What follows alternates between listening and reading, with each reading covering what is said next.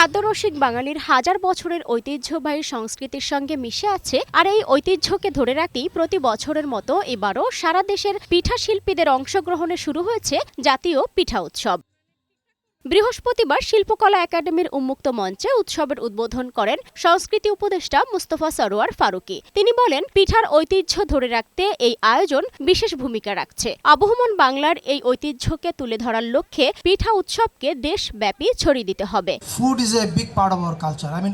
যে কোনো জাতির জন্য ফুড হচ্ছে একটা বড় পার্ট কালচারের। এই উৎসবটা যেন সারা দেশে ছড়িয়ে দেওয়া যায়। আমরা আশা করি জুলাইয়ের পর এটা সারা বছর সারা দেশে ছড়িয়ে দেওয়া যাবে।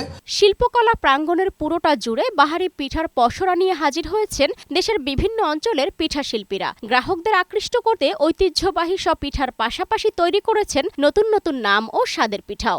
এখানে নারকেল দিয়ে মিষ্টি দইলা পিঠা হয়েছে, এখানে শুকনাটা হয়েছে, তারপর হচ্ছে ঝালের পিঠা আছে। আমরা বরিশাল থেকে রসের পিঠা নিয়ে আসছি। আমরা আলহামদুলিল্লাহ অনেক ভালো সাড়া পাচ্ছি।